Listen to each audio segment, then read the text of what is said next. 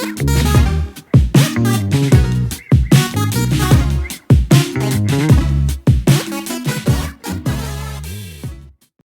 bienvenidos todos, muchas gracias otra vez por acompañarnos. Ahora tocó a la obra literaria La Metamorfosis de Franz Kafka. Y bueno, nosotros somos un proyecto que se llama Desempolvando lo Inconsciente. Nuestro objetivo es transmitir el psicoanálisis a todos los interesados en este saber de una forma más accesible. Hoy nos acompaña, ahorita estoy viendo, no sé si hubo algún problema, esperamos que no, pero esperamos que ahorita llegue más tarde. Em, ay, soy un micrófono. Este, Espérenme, déjenme silenciar. Listo. José Ra Ortiz, él es doctor en estudios hispánicos por Brown University, donde también obtuvo su maestría y tiene la licenciatura en letras españolas, que él estudió en el TEC de Monterrey, y fue investigador invitado en el Instituto de Iberoamérica de la Universidad de Salamanca. Es profesor de lengua española, literatura hispanoamericana, teoría literaria y escritura creativa en Brown University, Rhode Island College, Boston University y en la Facultad de Ciencias Sociales y Humanidades de aquí la Autónoma de San Luis Potosí. Ha publicado varios textos, algunos de ellos son Los días con Mona, la antología El complot anticanónico y la novela La conquista del Monte de Venus. Y bueno, si lo quieren seguir en sus redes, él sube contenidos de interés, de literatura, recomienda libros, también tiene un podcast sobre también contenidos literarios. Tiene un TikTok, aquí está su TikTok, y también ahí en YouTube pueden encontrar los contenidos que recomienda de libros y lecturas que él va haciendo. Y bueno, también tiene su página web. Y también nos acompaña el doctor Ignacio Guizar. Él es licenciado en psicología, es maestro en teoría psicoanalítica, tiene entrenamiento en terapia sistémica de pareja y familia y en desarrollo humano y organizacional. Es psicoanalista, cantautor. Ya le dijimos la otra vez que si nos cantaba algo para escucharlo. Él es docente a nivel maestría, investigador, tiene diplomado a nivel doctorado en teoría psicoanalítica, es secretario académico en la maestría de psicoterapia psicoanalítica en el Centro de Estudios de Posgrado en Salud Mental. Y bueno, muchas gracias, doctor, por estar otra vez aquí con nosotros. Gracias por invitarme, Mariana. Estamos puestos. Y bueno, les voy a presentar los próximos seminarios que tenemos ahorita en puerta. El de agosto, que ya empezamos el 20 de agosto, es un seminario con el doctor Rodrigo Avínzano. Va a ser un espacio clínico de supervisión. Bueno, la metodología es que uno como asistente supervise un caso coordinado por el doctor Rodrigo y también va a dar teoría acerca de la supervisión de casos. Pueden ustedes asistir como supervisantes o también como oyentes. En caso de la cuestión de supervisar un caso, pues hay obviamente un cupo limitado por el número de las sesiones que estamos manejando. Y también tenemos este seminario en septiembre, que es del doctor Rodrigo Toscano. Él es la primera vez que nos acompaña en un seminario y pues estamos como muy contentos de colaborar con él. Son los domingos, son 8 sesiones, empezamos el 7 de septiembre y bueno, este seminario se trata de formular el concepto de lo inconsciente, ¿no? Desde desde la concepción freudiana, ¿no? Y cómo se va modificando en la concepción lacaniana. Entonces, la verdad es que también va a estar muy interesante. Yo siempre que platico con el doctor Rodrigo, para mí me vuela la cabeza. Es muy interesante sus pláticas, las formulaciones que él hace, lo que él investiga. Entonces, la verdad es que sí, se los recomiendo mucho. Va a estar en septiembre. Y les voy a mandar en el grupo, bueno, la información del programa, la bibliografía, también la semblanza de cada uno para que los conozcan un poco más. Y Por último, aquí les comparto nuestras redes. Está el canal de YouTube donde pueden ver estos eventos especiales que grabamos. También está nuestro contacto de WhatsApp, que es un contacto más directo, el mail, el Facebook y el Instagram, donde subimos pues, los seminarios que vamos teniendo. Muchas gracias y bueno, comenzamos.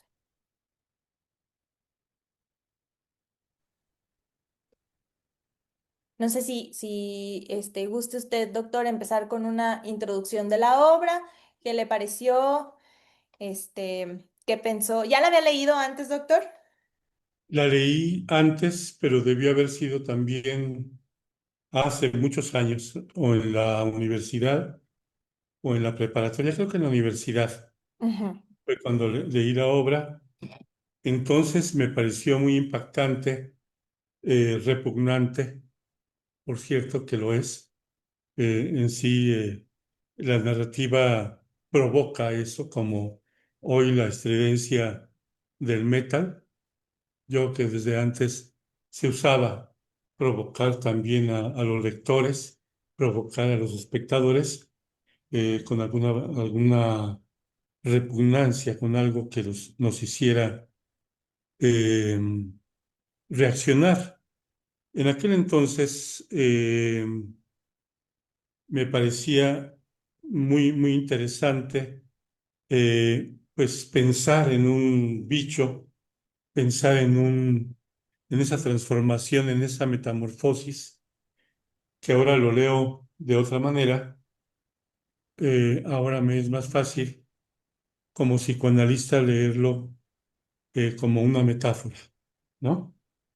Una metáfora muy atinada, creo que con grandes aportaciones, y ahora leerla me pareció algo eh, realmente de una gran aportación a la condición humana. ¿Mm? Pasa que con los escritores que pudieran, y podemos decir aquí, desde Kafka, quizás evidentemente estaba muy inconforme con tener que trabajar y no poder tener todo el tiempo para escribir, como han dicho algunos críticos y demás, y entonces prácticamente se proyecta aquí y eso es así como muy simple y muy psicológico, ¿m? Muy de psicología elemental. No, el problema que nos está planteando, yo no sé si él tuvo conciencia o no. Freud nos dice que no necesariamente el escritor tiene conciencia de las verdades que transmite, pero aquí me parece que estamos observando un asunto universal que si él no leyó a, a Freud, no tenía que hacerlo como para poder encontrar a través de sus lecturas y a través de lo que él observaba en su propia vida, aquí, de alguna manera, la continuidad de lo que fue el comunismo primitivo, planteado, no dice el nombre así, Freud, eso eh, lo dice Marx, de esas tribus primitivas del comunismo primitivo, con respecto a la cuestión de tótem y tabú. Entonces, aquí hay una explicación muy profunda por parte de Kafka, que yo le llamaría, para comenzar con mi interpretación, la metamorfosis es el tratado de un goce sacrificial. Ujú. De un goce sacrificial que está muy bien descrito, eh, magistralmente descrito, pero que implica el sujeto dentro de la familia, el sujeto dentro de la sociedad, dentro de un sistema, fundamentalmente hablando del Estado. Ujú. Entonces, lo que está planteado aquí es precisamente ese tremendo goce de la familia como de él mismo. Me refiero a Gregor como personaje y tal vez la proyección de Kafka, que aquí sería irrelevante tratar de analizar a Kafka. Me parece que la verdad que está aquí inscrita es mucho más valiosa que pensar en interpretar la personalidad del autor. En principio, en ese goce sacrificial, eh, se presenta en función del problema de la alienación. La alienación que implica un problema de las identificaciones en la infancia y de lo que implica también el proceso eh, de formación del carácter a través, en principio, de esas identificaciones y que suponemos, de repente, si lo queremos ver como desde un psicoanálisis muy elemental, fueran solamente producto de la subjetividad de el niño. No. El asunto es una dialéctica fundamental entre el Estado y el sujeto y, por otra parte, entre el sujeto y su familia. ¿Mm? Aquí tendríamos que traer a cuento quizás muchas imágenes de la literatura donde podría basarse y podría comprobarse todas esas coincidencias que no son solamente como producto de esa cuestión de identificación de un procedimiento y un mecanismo de la subjetivación de ese sujeto, que sí la hay, evidentemente, pero no es la única responsabilidad que juega aquí. ¿Mm? Ese proceso de subjetivación. Aquí, esa alienación que juega en función de quién soy, quién puedo ser y qué objeto quiero tener. Ujú.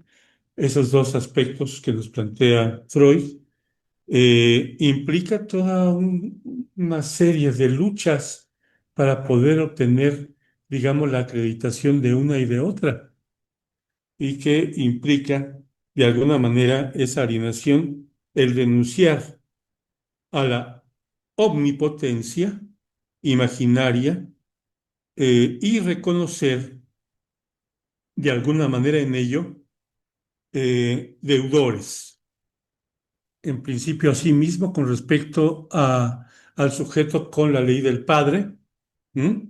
Y por otra al padre, eh, de algún modo, el padre absoluto, el padre mítico de la propia deuda que adquiere con el Estado y con la sociedad, con el modo de producción.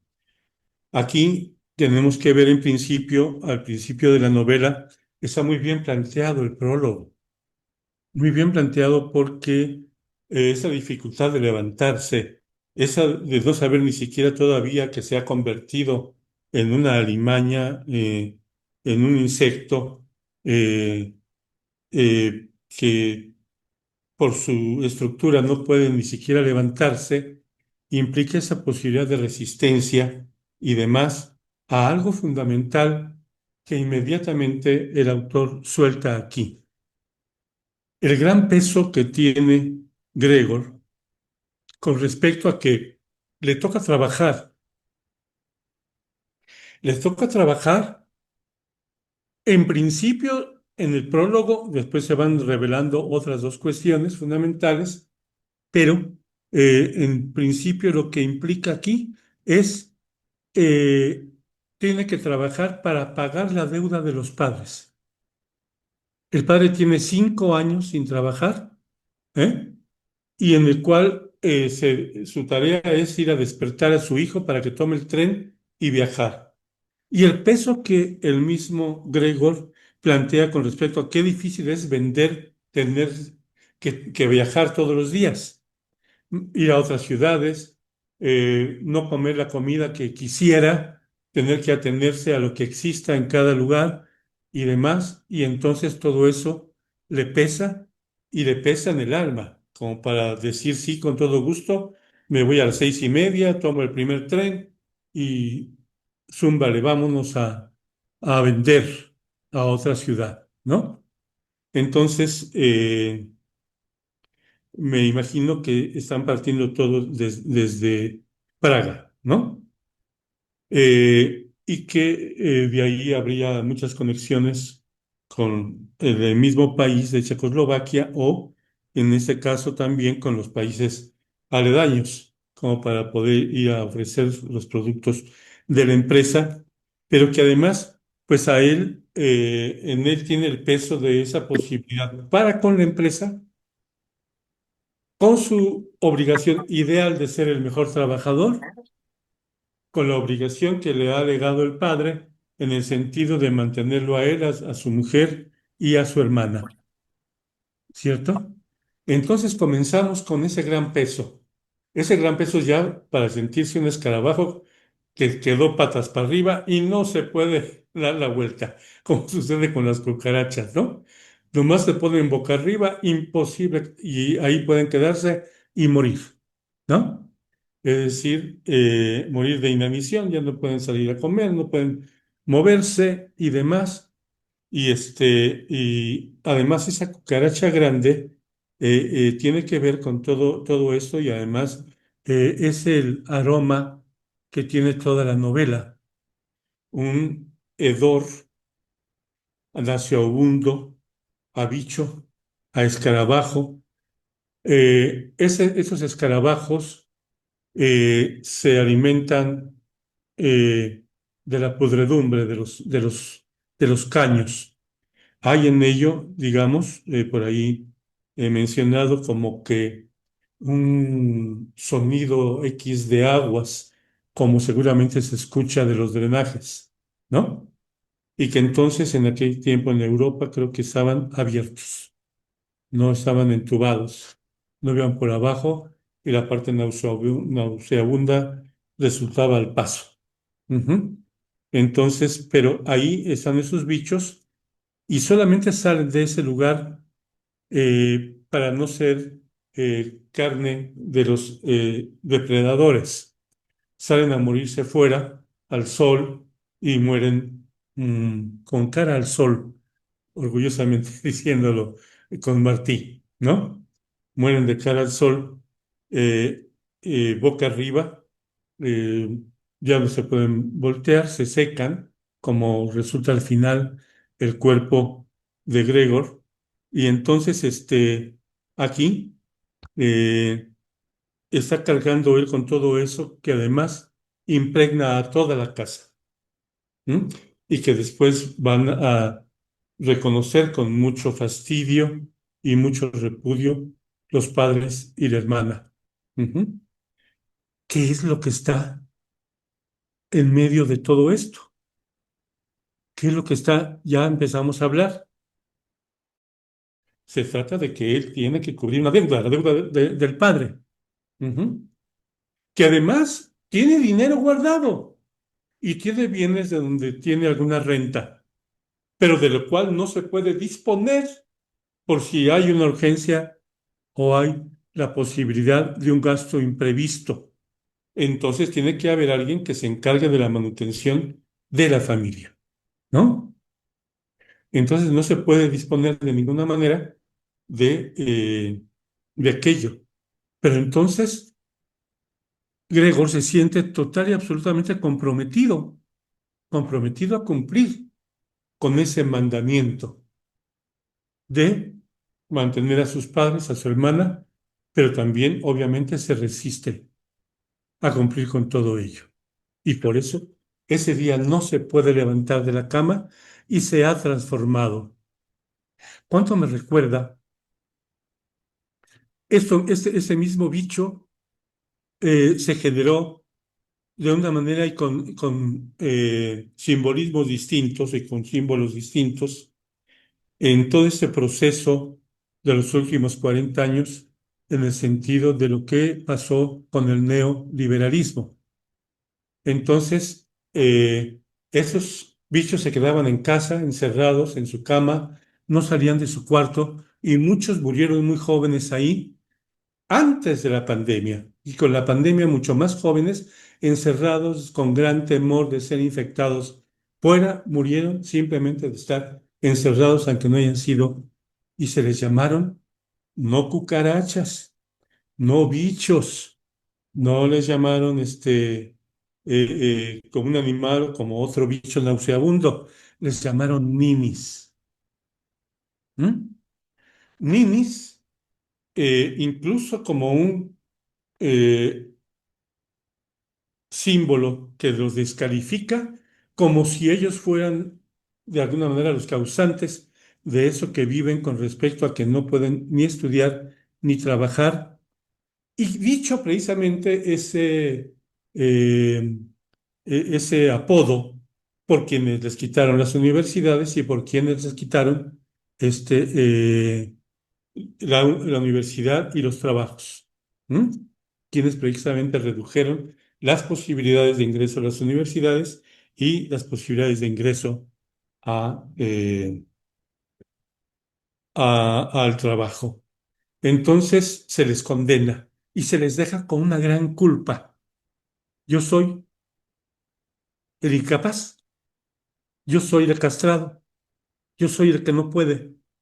Y así está precisamente Gregor, luchando con su incapacidad, con su necesidad de ser el trabajador cumplido, cumplidor, pero a la vez sintiendo la gran incapacidad y su gran castración. ¿De qué estamos hablando? Estamos hablando del problema de la deuda simbólica. No es cualquier cosa lo que está tratando aquí Kafka, ¿eh? De repente leí críticos que solamente piensan en la cuestión de la alienación de un problema. Ah, es que fue muy débil para identificarse. Sí, chucha, claro que no. Aquí se trata del peso de la deuda simbólica. Y si tenemos que decirlo, de la deuda originaria.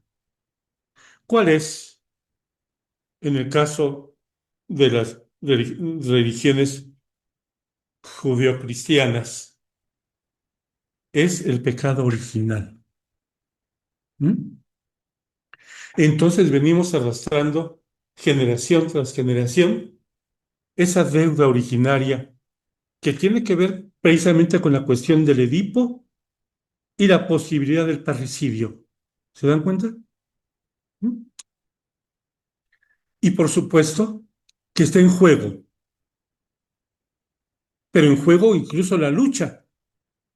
¿Muere el padre o muere el hijo del padre? Y vemos al final de la obra que muere es el hijo del padre. Se vence ante la lucha. Pero no quiere decir que no esté sintiendo la posibilidad de que el otro se ponga a trabajar o se muera, ¿no? Amén de lo que puede haber con respecto al amor a su madre y el amor a su hermana, ¿m? Que aparece aquí rechazado, repugnado, de alguna manera visto con asco cuando está ya convertido en el bicho. Y como puede ser cualquier bicho que no se convierte en cucaracha, pero que se queda pestando en la cama, que no es capaz ni de cambiar las sábanas, porque está deprimido, porque está mal, ¿cierto? Lo que hemos visto en muchos de los muchachos de nuestra época. Ujú. Entonces, estamos hablando aquí del asunto del pecado original. Y lo que nos presenta Kafka, esa es mi apreciación, es una crítica también al ideal de lo que significa la familia y lo que nos presenta es el negativo de la Sagrada Familia. ¿Mm?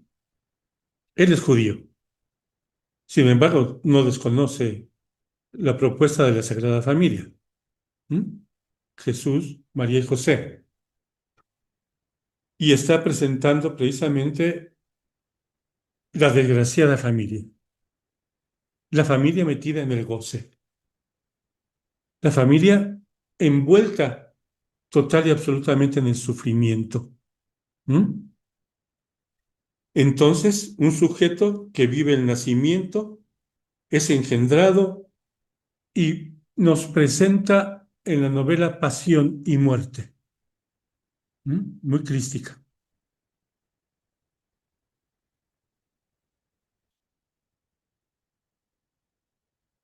Es un sujeto, hoy es un término de moda, fíjense ustedes que tienen de moda los españoles, un sujeto putre, ¿m? Que no simplemente nos habla de una primera cuestión de putrefacción. Putre es el nombre de una región africana. Tiene que ver con la cuestión también del racismo, ¿eh? La posibilidad de una discriminación.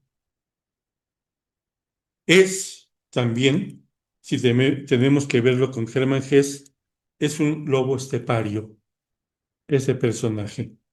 Es un sujeto dividido entre lo humano y lo animal, entre lo racional y lo instintivo. No encaja en la sociedad debido a su alienación familiar. Y entonces establece una relación sacrificial. Él va a cumplir. Ujú. Es decir, una relación sacrificial ante la deuda simbólica. ¿Con quién? Se la impone el padre, es cierto, pero el padre real siempre falla. El padre real siempre es un padre fallido para todos nosotros. ¿Ah? Se trata precisamente de ese padre mítico que es representado con los nombres del padre, según nos los plantea Lacan. Ujú. Entonces, él siente el peso porque además está la sociedad, los gobernantes, el patrón con quien sea empleado para poder trabajar y llegar en un momento dado a pagar la deuda de la familia, que sería impuesto. Entonces, ¿de dónde surge eso? ¿De la propia subjetividad personal del niño? No, claro que no. Nace del narcisismo parental. Esa alienación viene desde ahí, desde un narcisismo parental en el que los padres queremos que nuestros hijos cumplan los sueños que nosotros no cumplimos, sean capaces de realizar esos sueños. Queremos que nuestros hijos no sufran lo que nosotros sufrimos. Queremos darles lo que no tuvimos. Y eso es narcisismo. Y creo que desde un narcisismo infantil está el padre de Gregor. Está jugando a eso, no se dedica más que a leer los periódicos de la mañana, a ser atendido para desayunar, comer y cenar, y desde ahí levantar al hijo y recibirlo, dice la novela, sin siquiera poderse parar del sillón en el que se ha empotrado leyendo los periódicos. Simplemente levanta los brazos de júbilo de que llegó su hijo amado, su hijo espejo, su hijo que representa lo que él no pudo realizar, ¿no? Se trata entonces que el narcisismo parental es precisamente lo que genera precisamente toda esa sintomatología y el daño que vive Gregor. Entonces los hijos sirven al narcisismo de los padres y otra cosa más, a los intereses del Estado. Un soldado en cada hijo te dio. Las madres no paren solamente un hijo o unos hijos que brindan al padre real, sino al padre mítico, para entregárselo como carne de cañón en las guerras. ¿Mm? Y el orgullo de haber tenido un hijo patriótico que mataron en la guerra, ¿no? Eso llena el narcisismo parental.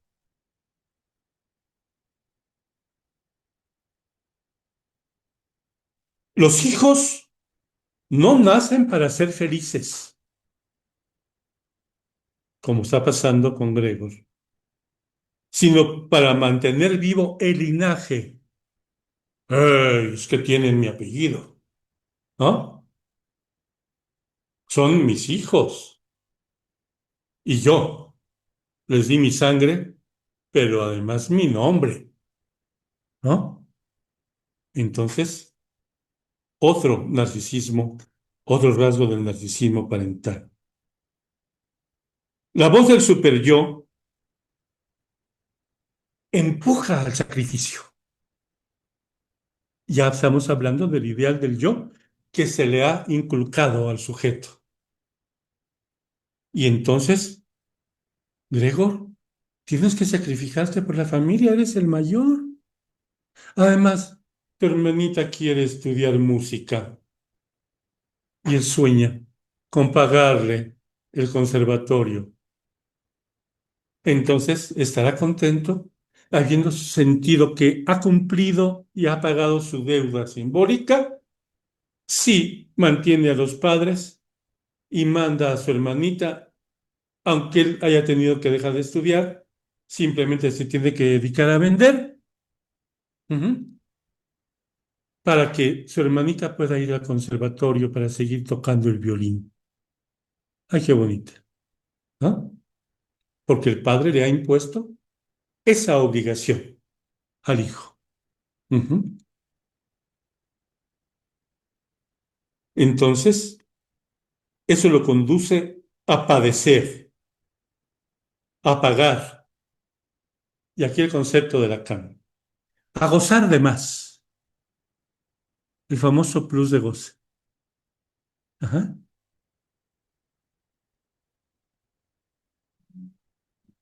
Esas son las paradojas a las que nos sometemos a través de los nombres del Padre.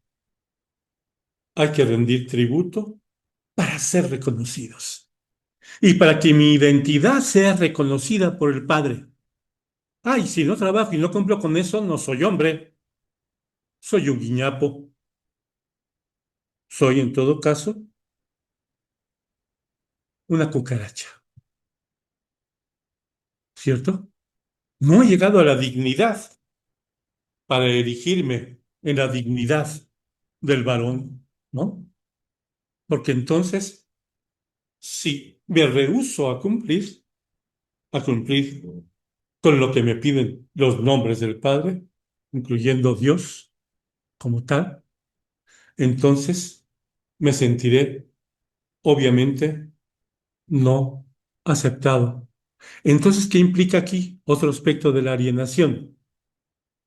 De momento, con lo cual yo me he identificado, lo dejo a un lado hasta que logre el merecimiento. Y ese merecimiento lo voy a lograr a través del propio sacrificio. Ujú. Entonces, por eso me identifico solamente con el mandato de papá y el mandato de los nombres del padre.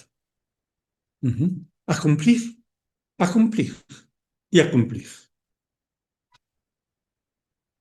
La ley de los nombres del padre moviliza la prohibición y con ello la culpa inconsciente, lo cual conduce y promueve la fantasía del parricidio. ¿Mm? ¿Le llegó solo? ¿Le llegó simplemente porque envidia al padre? ¿Porque ama a la madre y la desea? ¿La quiere hacer suya? ¿De su propia mano, de su propiedad? No. Hubo elementos que tienen que ver con el mandato y la ley del padre, ¿m? Sobre todo del padre primordial, del padre mítico, que es el que es el legislador, el que genera las posibilidades de comportamiento social y económico. Y entonces, en ese sentido,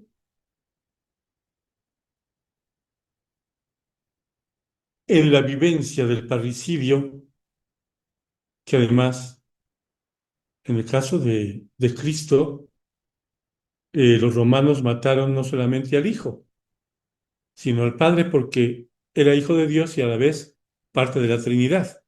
Mataron al Padre también, ¿no? Entonces, ¿qué creen? Qué bonita situación. El sacrificio se convierte en un sacrificio sagrado. ¿Mm? Entonces, es una gran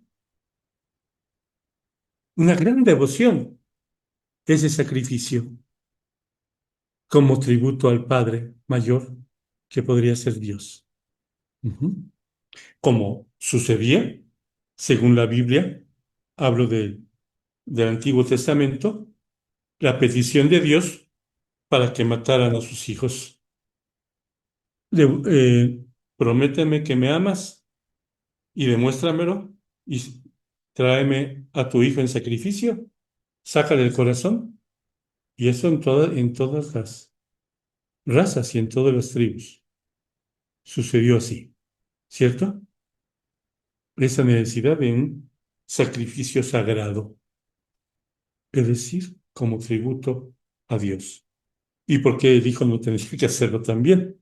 Matando al padre primordial y convirtiéndolo en un mito de adoración, ¿no? Como sucede en Tótem y Tabú. Gregor es el sacrificado como el hijo del padre. Y aquí se produce el fantasma de la culpa. La culpa remite al goce, a un goce que mortifica. Es, de alguna manera, algo que adviene del Padre primordial. No es estar sentado, pasamos por el polvo. Perdón. Ah, no era pregunta, ¿verdad? Es decir, y se constituye en la raíz del complejo de Edipo y forma el superyo. Ujú. Esa culpa. Y, por supuesto, esa culpa enreda y anuda el deseo a la ley del Padre. El deseo queda supeditado a la ley del Padre. ¿Se dan cuenta? Y es el caso de todo este momento de pasión de bicho que está viviendo Gregor. ¿De dónde viene todo esto? Todo esto es legado por el lenguaje, que nos genera con ello una filiación y un linaje que se le atribuye a un padre legislador, el padre de la ley. Y por supuesto nos anuda a la sociedad, a poder vivir y sobrevivir en sociedad en algún lugar que se nos asigne, cualquiera que sea, aún el más ínfimo. Eso el super yo me hace cumplirlo. ¿Por qué?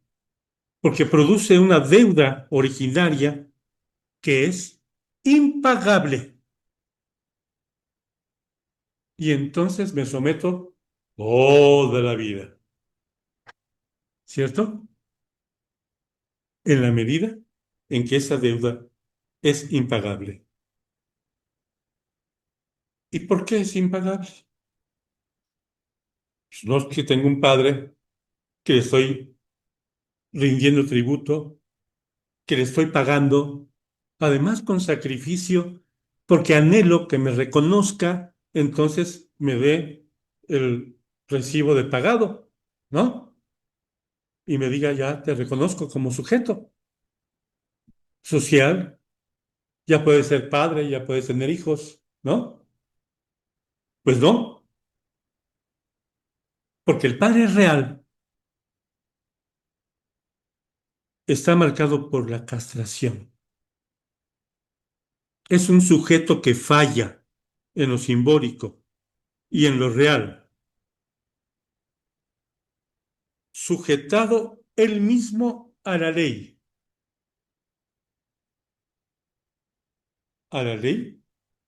que emana la palabra. ¿Mm? Entonces el hijo hereda la falta del padre,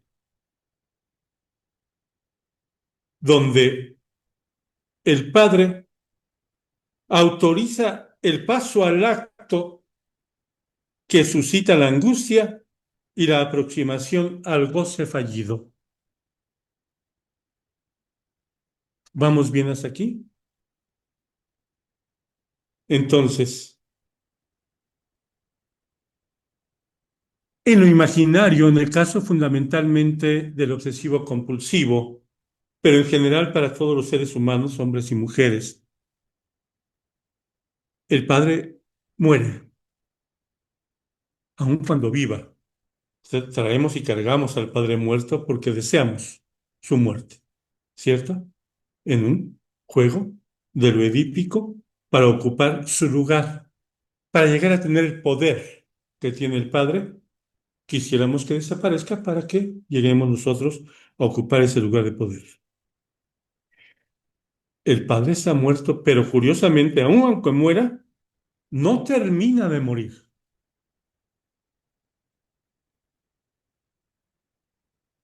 Entonces está presente toda mi vida y resuena en mi palabra, en mi discurso, en mi verbo. El Padre está presente continuamente en lo que yo absorbí de toda la cadena significante, ¿m? Que viene de la ley del Padre.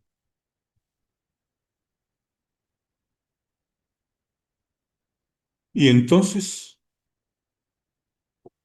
esto resuena de una manera maldiciente.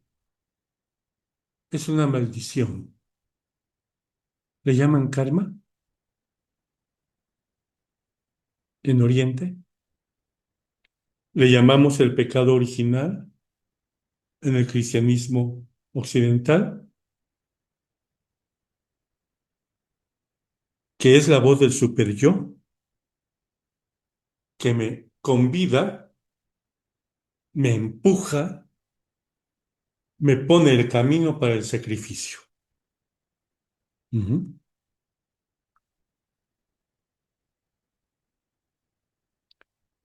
Estamos pues poseídos por el discurso de la ley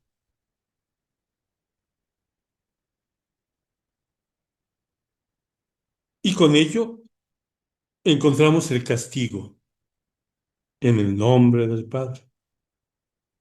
El castigo por esa deuda simbólica que no terminamos nunca de pagar, que es imposible de pagar, de saldar,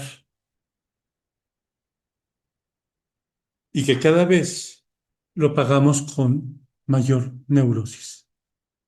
Ujú. Eso lo dice Lacan. El hombre está poseído efectivamente por el discurso de la ley y con él se castiga en nombre de esa deuda simbólica que no cesa de pagar cada vez más con la neurosis.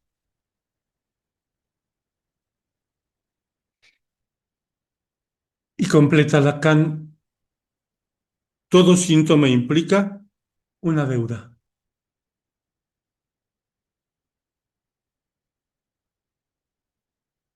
¿Cuál es el ejemplo fundamental que tenemos en la literatura? William Shakespeare, El mercader de Venecia. Pagamos con una libra de carne. ¿Mm? Y fíjense con lo que está en juego acá, y no es casual. ¿Qué es lo que está fundamentado en la cuestión del mercader de Venecia? De no ser el fruto de la usura. El caso de los papás de Gregor tienen dinero ahorrado, tienen algunos bienes, pero sí, solo sí en función de cargar una deuda de toda la vida, como lo hacemos ahora con la tarjeta de crédito, con la compra de la casa a 30 años, con la compra del coche a 10 años, cargamos con la usura. Y para Kafka, eso no podía ser ajeno, viviendo de una familia judía, que son los grandes inventores, precisamente, de la usura, ¿sí? Y vivimos en un mundo comercial que juega con la usura. Nuestras tiendas de plazos fáciles semanales, ¿no? Es usura. Y el peso de la usura está toda la vida y la deuda se vuelve impagable. Y a veces se hereda a los hijos o siempre se hereda a los hijos. Pagamos con una libra de carne. A menos que logremos el ingenio lógico, ¿m? Que se logra en la obra de Shakespeare para librarnos de que nos corten media nalga. ¿M?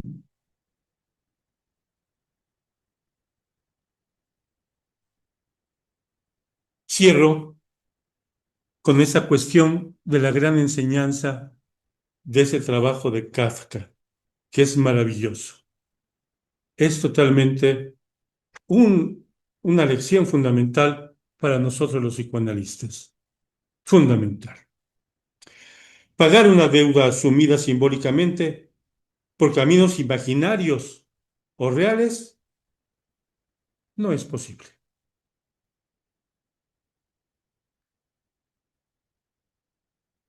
Gregor termina pudriéndose y muriendo patas para arriba, como mueren los bichos. Yo dejo aquí por ahora.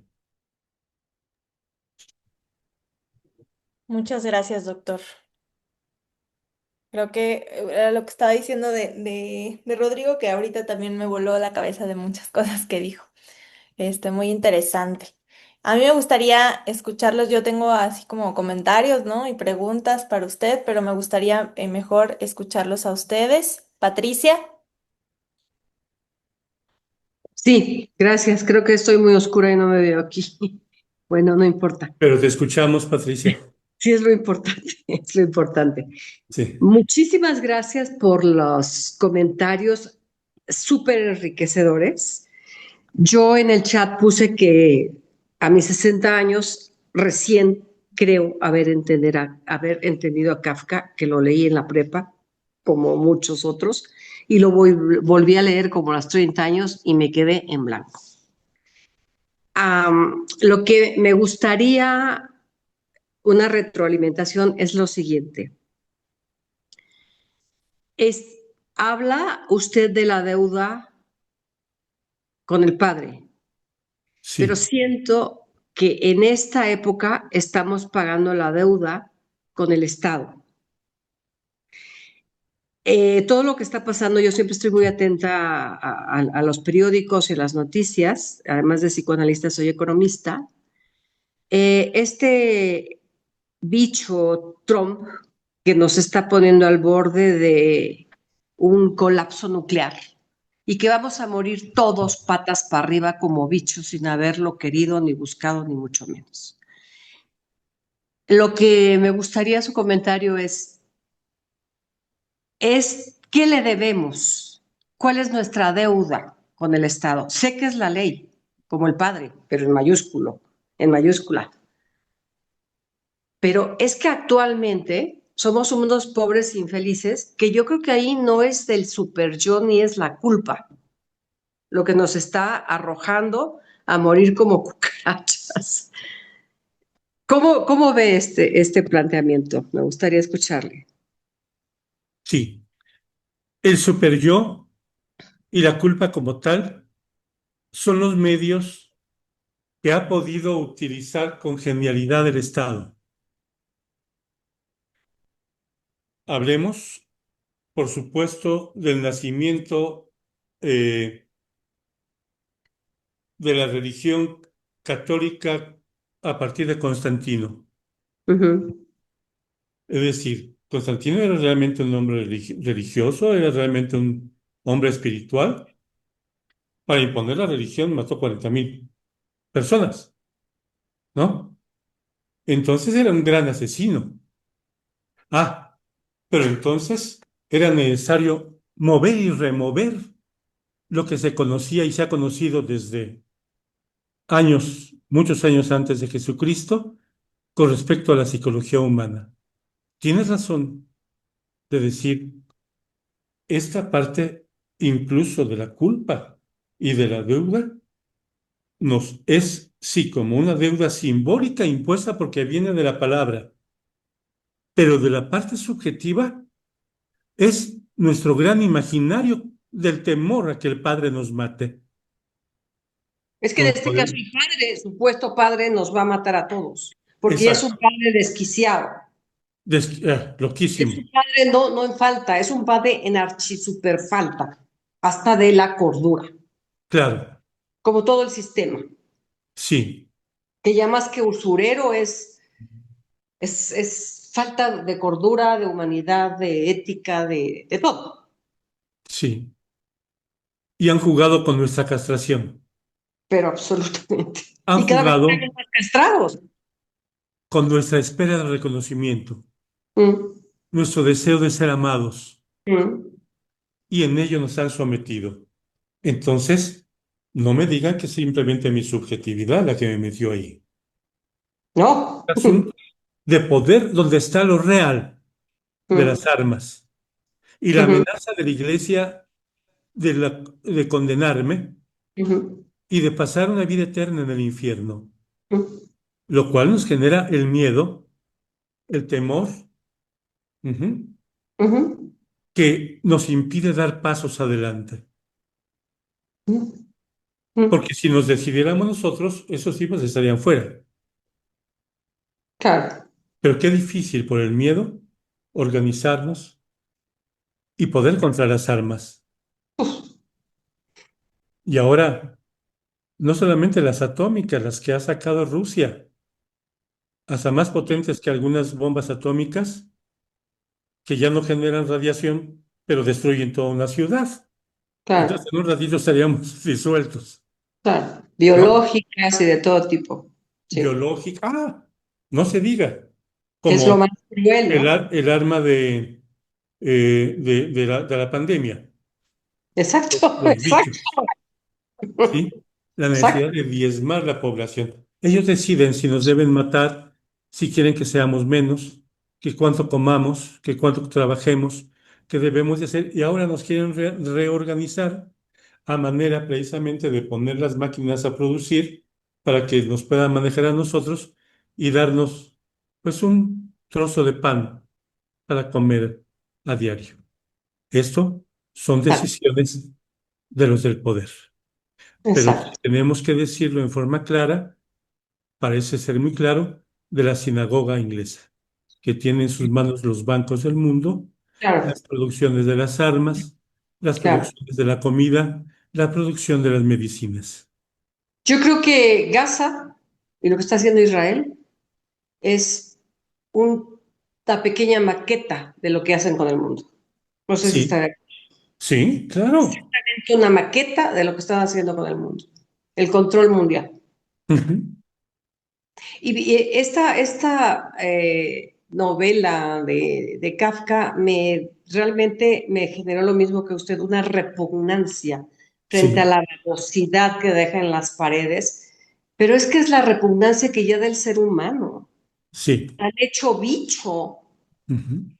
Ya estamos hechos bichos dejando nuestra repugnancia, nuestra baba y comiendo mierda todo el Sí, tiempo. sí. Y nosotros lo hemos aceptado cobardemente. Así es, así es. También tenemos en eso responsabilidad, aunque no toda. El amo y el esclavo. El amo, Morirá la primero. dialéctica del amo y el esclavo. Mil gracias, ha sido un placer, un gran placer escucharle, soy una apasionada de todos estos temas psicológicos, económicos. Y bueno, espero no morir todos como cucarachas. La decisión de un ser repugnante. Y muchas gracias. Gracias, Patricia. Gracias, Patricia. Gloria. Hola chicos, ¿cómo les va? ¿Me Hola. escuchan bien? Ignacio, ¿me escuchas bien? Sí, Gloria. Bueno, tú hablabas de la religión judeo-cristiana. Yo te puedo hablar precisamente sobre la religión musulmana, el hijo del padre, la deuda con la familia. Te cuento. Yo he estudiado mucho el tema del Islam, es más, para comprender desde las profundidades, tuve que insertarme a la comunidad musulmana para llegar a conocer a fondo, porque nadie cuenta al vecino, salvo a los propios integrantes. Y la comunidad musulmana es muy captadora para las filas, para sus propósitos, ¿no? Lo logré, cerré toda mi curiosidad en todo sentido, así que súper feliz en eso, me llevó años de comprensión a través de la Universidad Católica de Argentina, en el programa ejecutivo de Medio Oriente Contemporáneo, cerré todo. Bueno, quería decir que con respecto a la castración, ¿cómo se impone desde el hijo primogénito? El tema se lo van inculcando desde la cuna, que el primogénito se debe hacer cargo de toda la familia, es decir, de los hermanos, hermanas, del padre mismo, de la madre, mientras están vivos, y después cuando muere el padre, que es el que reúne todas las condiciones laborales, más aún se lo carga. Sí. En definitiva, el primogénito carga con una castración real, física, emocional, psicológica y un montón de pudredumbre en personas jóvenes de 30, 40 años, ya están hechos papilla, porque tienen de todas las enfermedades habidas y por haber, que se me cae el pelo, que no veo, que fumo, que bueno, un montón de cosas. Tienen obligaciones desde la infancia, de la sobrecarga emocional los manda a convertirse en bichos de la sociedad. Sí. Ya de por sí, un machismo extremo, que ya todo el mundo lo sabe de eso, la mujer es solamente para estar en la casa, criar hijos, y si es primogénito, mejor, ¿no? Con toda la casta de que si mi hijo el varón, ¿no? O sea, las mujeres siempre están rezagadas. Las mujeres sirven para la crianza y tener hijos y ya está. Nada más. La única función es ser reproductora porque de amor ni se habla. No se instala el amor a la familia, no se instala el amor al padre, ni a la madre, ni a los hermanos. Es todo obligación hasta el final de los días. Es la cosa más horrenda y me vi reflejado en la metamorfosis a un montón de musulmanes que viven en la Argentina, que he conocido en Medio Oriente, en los cuales yo he mantenido contacto durante muchísimos años, y es eso, es, pero el calco de convertirse en un bicho y en una pudredumbre en el final de los días. Por eso que le hacías mucho hincapié a la región judeo-cristiana, pero la musulmana es terrorífica, es terrorífica. La señora recién hablaba de Gaza, de Israel.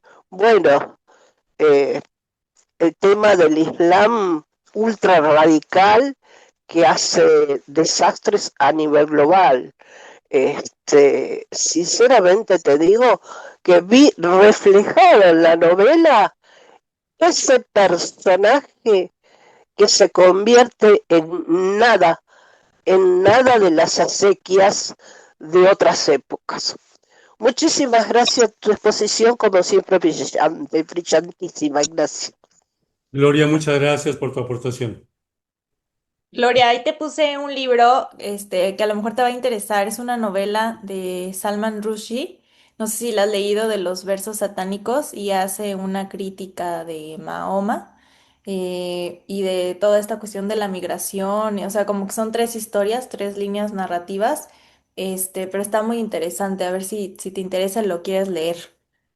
Sí, por supuesto, todo lo que me mandes está genial. Gracias, Mariana. Nada. Tere. Gracias, Marianita. Yo también quiero que me envíes ese texto. Sí. Gracias. Yo estaba pensando en una cosa más cortita, pero que finalmente eso cortito termina expandiéndose a una cosa así universal y mundial, ¿no?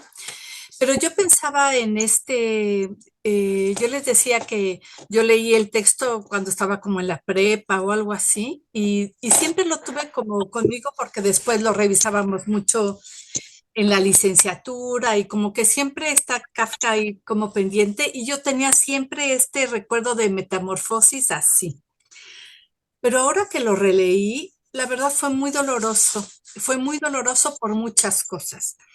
Un poco pensando en esto que señalabas, Nachito, sobre todo lo que tiene que ver con un goce sacrificial, en donde el sujeto de repente amanece y se ve siendo otro, ¿sí? Como en estas cosas donde un día te enteras o un día te das cuenta que estás convertido en un bicho y que no te habías percatado de ello, justamente tratando de cumplir y de cubrir una serie de expectativas, de cosas, de deudas familiares, en donde, en donde el bicho termina siendo como esto que llamamos el síntoma de la familia, ¿sí? Alguien que justamente tiene que cargar con toda una deuda familiar, con toda una podredumbre familiar, con toda una desvalidez familiar, casi siempre puesto en los hijos primogénitos, y donde en este trabajar para ganarse, justamente para pagar estas deudas familiares, termina haciéndose cargo de una serie de cosas, teniendo un síntoma, convirtiéndose en un bicho que apesta, ¿sí? Y en donde justo cuando se convierte en un bicho que apesta, termina siendo vergonzoso para todos, ¿sí? Sí. Y entonces, justo lo que él venía cubriendo y haciendo, cuando él ya no lo puede hacer, resulta que todo podía ser resuelto sin él, ¿sí? Como cuando lo vemos en los síntomas, que quien lleva el síntoma está cubriendo una serie de necesidades familiares que si en realidad no lo hiciera él, cada quien tendría que haberlo resuelto de otra manera y no tendría que venir siendo cargado por aquel que viene a resolver aquello que está puesto en sus manos, ¿no? Entonces, a mí me causó mucho pesar porque finalmente es esto que nosotros vemos en el consultorio también todo el tiempo, ese que viene cargando todas las cosas y que después, cuando ya dices, ya siempre no, ¿sí? Es como si entonces empieza una bronca y ser un apestado que termina muriendo, ¿sí? Todos los demás terminan resolviendo cosas y ese que se hacía cargo y que ya no lo hace porque de repente dijo que no, se convirtió en un cucaracho, ¿sí? De repente ya no puede seguir cubriendo esas cosas y entonces ya no tiene sentido, ya no tiene chiste y ya no tiene ningún valor que es el que estaba justamente representando. Y entonces, bueno, pues te dan por muerto. Entonces, yo pensaba justamente en esta necesidad de, pues de los sujetos de hacerse ver por todo un contexto, de pagar una serie de deudas y de ser aceptado, querido, apreciado y todo, y donde si no cumple y que termina haciéndose como el síntoma familiar a veces, pero que cuando ¿sí? se quita de ese lugar, bueno, pues entonces ya no sirve, ¿no? Entonces todos los demás pueden seguir funcionando, pero bueno, entonces el sujeto en este caso muere. Entonces a mí me pareció muy importante, muy, muy dolorosa y no me lo había parecido tanto en otro tiempo y ahora la verdad lo leí con mucho cuidado y con mucho, sí, con mucho pesar, la verdad. Entonces, bueno, los comentarios revisados acá me parecen muy importantes. Gracias, gracias, Nachito. Gracias. Tere, ¿me permiten un comentario? Lo que estás diciendo muy breve, soy súper breve, Tere. Sí, sí, sí. En esto que dices que mientras está manteniendo este hijo como el dador, ¿no ves que ahí precisamente está el goce del que hablaba Ignacio? Eso es. Y Eso es. finalmente, cuando este goce termina solo con la muerte. Eso es todo mi comentario. Exacto, Gracias, exacto, exacto. Termina gracias. con la muerte. Exacto. Eso. Gracias. Gracias, Teresita. Alejandra, Gracias. Doctor, como siempre, excelente su intervención, la interpretación que nos dio. Estoy de acuerdo y concuerdo con las personas que también aquí hicieron su comentario. El volver a leer este cuento, bueno, esta narración que hace Kafka, ¿no? Que pues fue publicado en 1915, me acuerdo de algo así, ¿no? Y cómo es muy actual, ¿no? También yo estoy haciendo un trabajo, ¿no? Especializándome un poco en lo que es el trabajo con adultos mayores. Entonces, pues muchos casos, ¿no? Uno de ellos me llama mucho la atención, que pues, estoy trabajando en ello, y es esto, ¿no? Que incluso cuando se llega no nada más a la edad cronológica para convertirse en adulto mayor, como es otro de estos nombres del padre, ¿no? Porque también así es como se define en cronológicamente, pasas a otro nombre como adulto mayor y que de todas maneras pues viene siendo eh, eh, todos estos nombres o conceptos que se le ponen a ellos, pues también ciertos eufemismos, ¿no? Porque se encapsula a la persona sí, se encapsula a la persona en estos términos y que de alguna manera siempre remite a lo enfermo, ¿no? Se remite que va acompañado con la enfermedad, con el deterioro, etcétera, y siempre es en cuanto al rendimiento, en cuanto a que funcionas y eres activo. Entonces, pues esto que mencionaba, ¿no?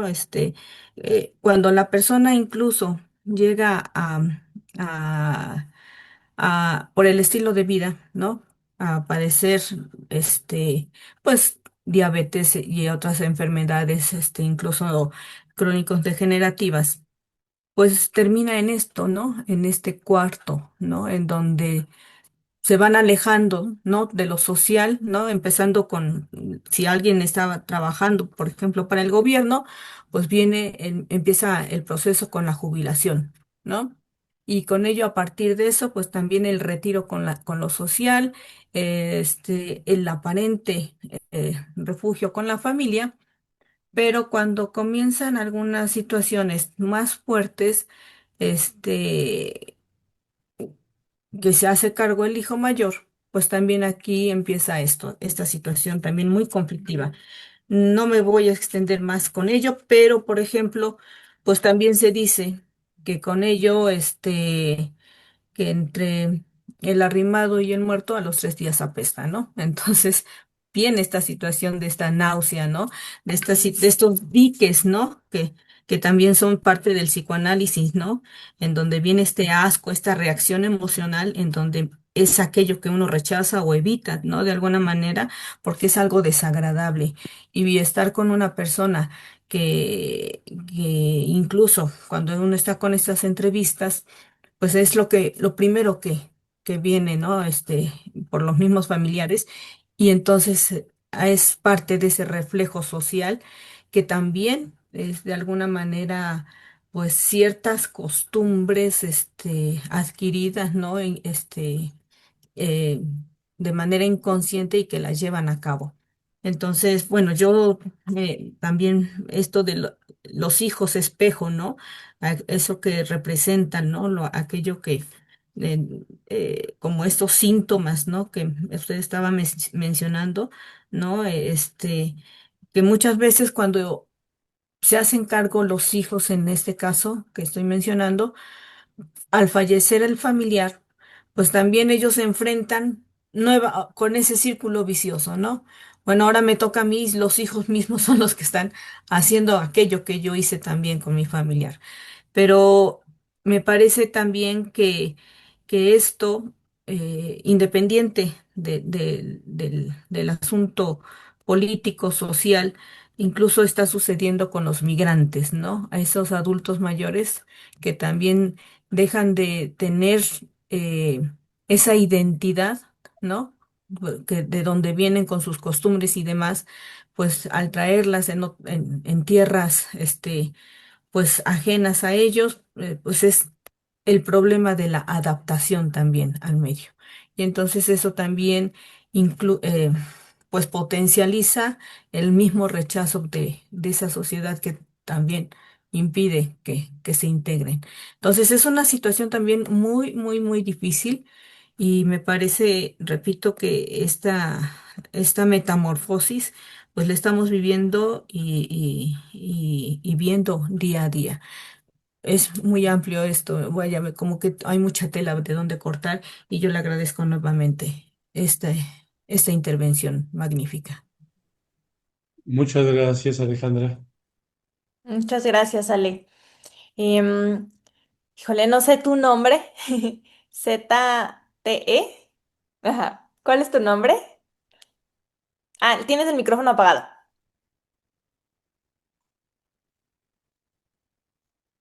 Creo que ya.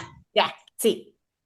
A José Faraceli, nada más que como estoy desde mi celular, no lo he configurado. Pues agradecerle mucho a Ignacio, doctor, muy buena tu exposición, da otras vertientes. Yo tengo dos preguntas.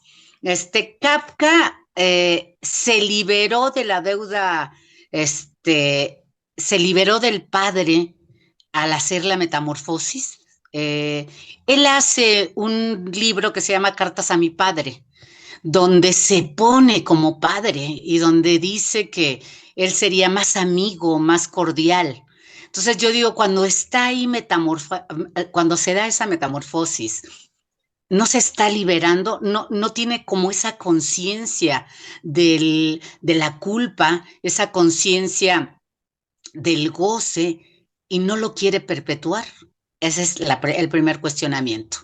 Y el segundo, hablando justamente del nombre, me vino a la mente un libro de Jacques Derrida, que es un filósofo, y que él habla de por qué no nos nombramos con el nombre. O sea, todo mundo, por ejemplo, yo me llamo José Faraceli, y todo mundo me dice José, todo mundo me dice Ara, y cuando veo que alguien se llama María o Dolores, le dicen Lolita, y cuando uno nombra con el nombre, es como muy duro, es como muy fuerte. ¿Será que, la pregunta es, ¿será que atrás de nombrarnos con el nombre, no con diminutivos ni con cuestiones así, está la figura del padre, de la autoridad, de la culpa, del goce? Entonces, esas son las dos cuestionamientos y agradecerte mucho tu exposición. Muchas gracias. Gracias, Josefa. Empecemos con la primera. Yo creo que sí, que Kafka, también se acuerdan de aquella novelita pequeña donde habla de un hombre que está como para el circo, sumido en un pozo y que tiene que ver con el hambre. ¿Cómo se llama? la novela. No me acuerdo. Es importantísima porque ¿No es ella la del también, proceso? creo que sí. Entonces, sí, por supuesto que sí. Aquí estamos hablando de algo fundamental y gracias por tu pregunta, porque es muy importante y es parte de lo que estaba ya señalando la doctora Tere y lo que Milton también dijo, yo estoy de acuerdo, es decir, no tenemos que quedarnos ahí, en el bicho. Ahí nos quieren ciegos, sordos, mudos y demás, la gente del poder. Y para eso trabaja precisamente para que eso suceda, para que nos convirtamos en bichos. Pero no. Es decir, él precisamente sale de todo eso en función incluso de que la genialidad de su obra lo convierte en uno de los más importantes escritores de la historia. Entonces se salió de ese lugar, se libera de ese lugar de bicho. Lo pensaba con respecto a quien tiene el nombre de bicho en el nombre de su famoso grupo. Beatles es la conjunción de bicho y ritmo. Y con el ritmo dejaron de ser bichos y se convierten en los más grandes músicos modernos, modernistas del siglo XX. Y todavía en el siglo XXI siguen siendo como algo espectacular estar estudiando las genialidades de los requintos de Harrison, la batería sencilla, pero curiosamente genial de Ringo Starr, etcétera. Y porque decíamos, pues, ¿cómo nos siguen gustando? Si eso era nada más de publicidad, eran unos... Y además, curiosamente, primero admiten que son bichos, pero dicen, somos los bichos del ritmo. Y durante mucho tiempo se les ninguneó de que eran unos, pues, gente no social, antisocial, que no estaban adaptados, eran unos inadaptados del mundo y terminan siendo unos genios y además dejan de ser bichos. Entonces, curiosamente, admitiendo el nombre, dejan de ser bichos. Juan Gabriel, con su canción de No tengo dinero, después de que fue golpeado, llevado a la cárcel, sacado de la televisión, de Televisa, fue ninguneado y aborrecido y visto como bicho, reconoce su pobreza, no tengo dinero y en este momento empieza su riqueza. Hay una elaboración simbólica, ¿cierto? Necesitamos entrar a la posibilidad de un trabajo de elaboración simbólica. Para eso vamos a psicoanálisis, para entrar ya no solamente a ser sujeto de un enunciado, sino sujeto de la enunciación. Y entonces me convierto en quien decide mi destino. Entonces ese paso, ese brinco, esa posibilidad de convertirme en quien puede emitir un nuevo mensaje, aún con la misma tesitura de la cadena significante, es lo que hace el poeta. Cambia en un momento dado las palabras y cambia los sentidos. Nos genera nuevas cosas, nuevas imágenes el poeta, y en ello está haciendo una realización simbólica que lo saca de ese lugar pasivo de ser el bicho generado por el sistema. Entonces, sí podemos, pero entonces necesitamos trabajar con respecto a eso. Tu segunda pregunta, por favor, ¿me la repites, Sí, Araceli? así, gracias. Del nombre, es que te decía que generalmente no nos nombramos con el nombre. O sea, generalmente hay diminutivos, pero a la gente le parece muy fuerte, cuando dices completo. Sí. Te decía que yo me llamo José Faraceli y nadie, todo el mundo me dice José, o me dicen Chepa, o me dicen Ara, pero es complicado y noto que en todas las familias lo primero que va es como esos diminutivos. Pareciera como que, entonces la pregunta era, ¿por qué no nos nombramos, no? Sabemos inconscientemente que está la figura del Padre y de Dios atrás de eso. ¿Le tenemos miedo a nombrarnos? Esa era la pregunta. Acabas de explicar con con tu explicación de la pregunta la alienación. precisamente no nos nombramos porque es más importante el nombre del Padre. Y entonces, en la medida que estamos esperando, es que me reconozca el Padre para poder nombrarme. Porque entonces nada más no me siento con la dignidad de nombrarme, salvo nombrar al Padre, que es el Padre de la ley. Pero curiosamente, para eso hay que hacer una lucha muy fuerte.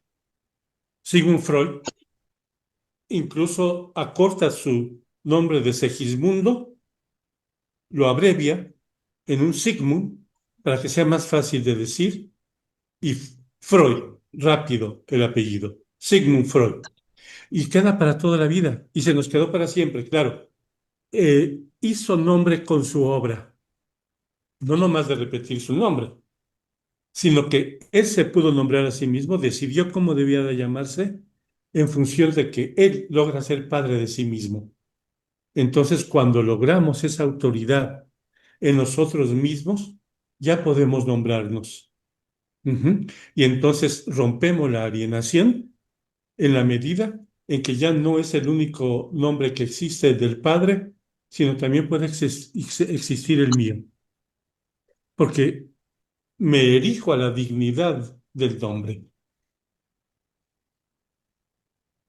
Gracias, Gracias. Arteria. Gracias. Alejandra.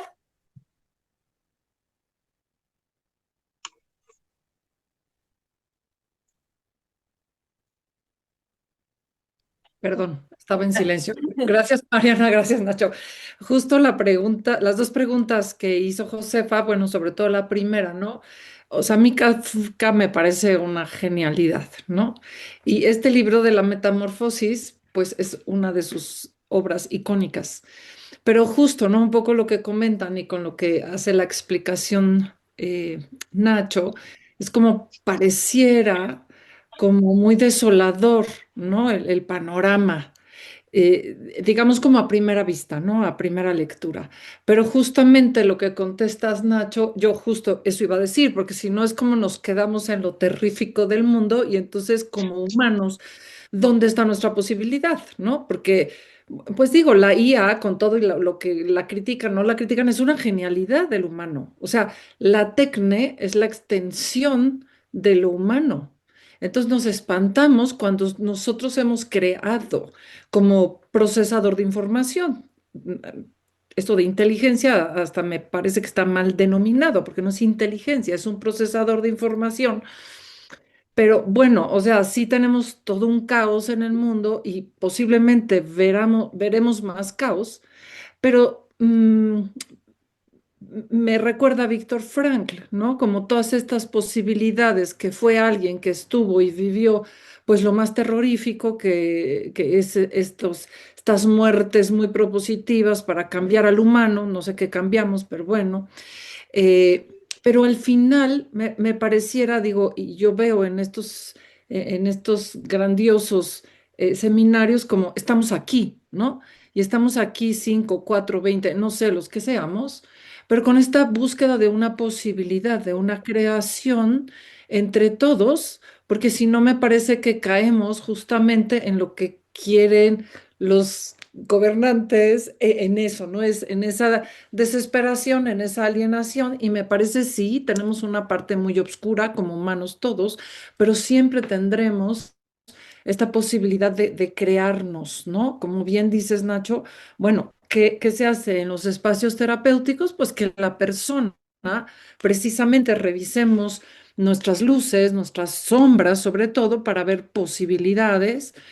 eh, eh, y que incluso las familias pues son el mismo producto del sistema, de las creencias religiosas, etcétera, pero sí me pareciera que Kafka lo nombra para una invitación hacia la creación, ¿no? No que nos quedemos en eso, sino hagámonos conscientes de esto para ver la posibilidad.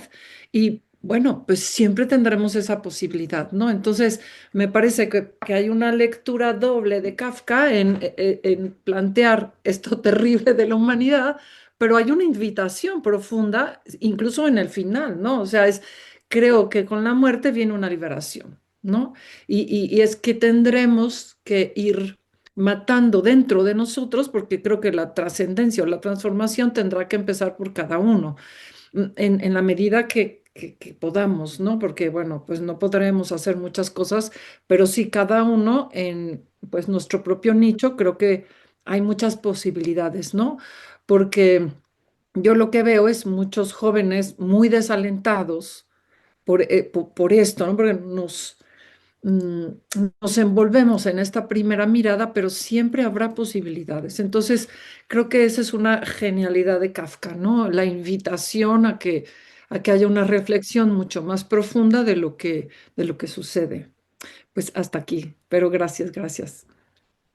Muchas gracias, Ale. Creo que eso que estás mencionando es muy importante. Entonces, somos capaces de reinventarnos, de hacernos a nosotros mismos, siempre y cuando ejerzamos nuestro derecho a crearnos, a la creación. Entonces implica un compromiso creativo de parte nuestra. Implica una decisión, una determinación a crear. Y entonces ahí ya rompemos con la alienación. Ujú, Hemos roto también con el ego, que mucha ujú, gente piensa, ay, el ego es lo mío. No, el ego es lo que me impuso el otro, esa es la palabra del otro. Si rompo con el ego, si rompo con las certidumbres imaginarias, entonces puedo erigirme como sujeto de la palabra. ujú, ujú.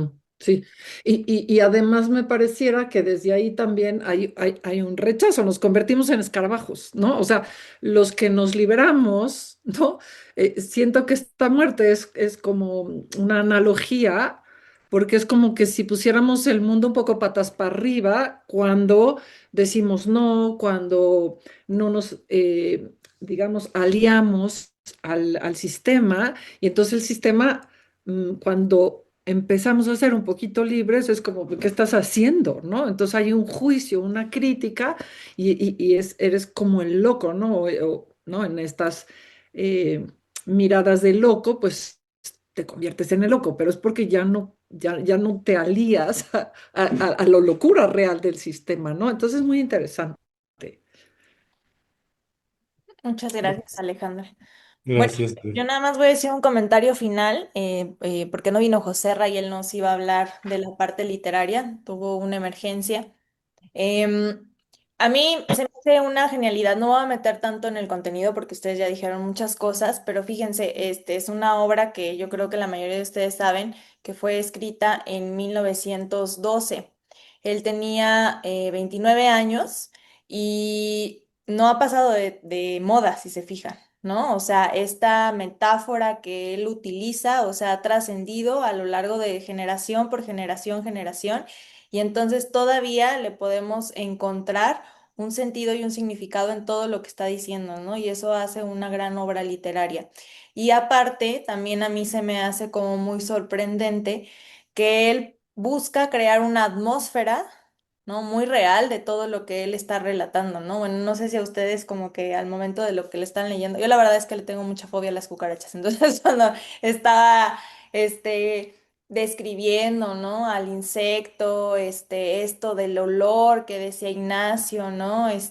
Cómo se sentía en el cuarto, ¿no? Todo esto, o sea, cómo nos hace sentir, ¿no? Desde los sentidos, ¿no? Toda esta sensibilidad. Y todos los sentimientos que se van descargando a través como de esta metáfora desde lo físico que vamos teniendo en el personaje, ¿no? Porque el personaje pues no puede hablar, ¿no? Y entonces, vamos teniendo como estos como pensamientos, ¿no? Que de repente, los tenemos. Y que también, a mí también se me hace muy impresionante que todo lo hace desde el mismo escenario, ¿no? Que es la casa, o sea, no se mueve hacia otra cosa, ¿no? Es una novela que nos mantiene como en vilo en una historia que está en el mismo espacio, en el mismo lugar, ¿no? Me hace pensar en una serie que se las recomiendo mucho si no la han visto, la vi hace poquitito, que se llama Escenas de un matrimonio, está en HBO. También la genialidad de esa serie es que también es esta relación entre dos personas nada más y está relatada dentro de la casa. No se mueven de la casa, ¿no?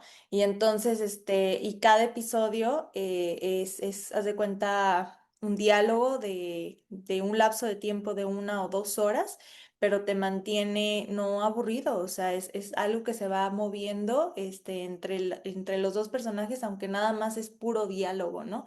Y así me parece un poco esta novela, ¿no? Entonces, pues la verdad es que también en esta forma de los recursos literarios que él utiliza, ¿no? En esta estética que también él escribe, o sea, me parece como muy brillante, ¿no? Entonces, pues bueno, yo quisiera, decirle al doctor si tiene alguna conclusión ya para ir cerrando. Pues a mí me gustó mucho las participaciones y lo que nos estás compartiendo tú, que nos completa todo. Yo ya no diría más, yo creo que yo la dejo aquí. Perfecto. Dice Mari, también es interesante analizar desde la perspectiva de la soledad de estar confinado en su cuarto consigo mismo. Claro, Sí, claro que sí. Bueno, yo también, pues me voy muy feliz. Primero, doctor, muchísimas gracias. Como siempre, es un gusto y es un placer escucharlo, ¿no? En todo lo que nos relata, nos menciona, nos expone. Y me voy muy contenta porque creo que es de los eventos especiales en los que más hemos tenido interacción y participaciones. Y es muy grato como enriquecernos de verdad de todo lo que ustedes van comentando, viendo. Entonces, muchísimas gracias a todos por estar. Y como dice Alejandra, qué bonito que, aunque es viernes, aquí estamos todos y leyeron la novela y todo lo que les evocó. Entonces, pues creo que estamos haciendo algo bien, ¿no? Entonces, muchas gracias a todos. Gracias, Muchas doctor. gracias. Gracias, Mariana. Gracias, Mariana. Gracias, Nachito. Gracias. Muy, muy interesante. Sí. Gracias a todos.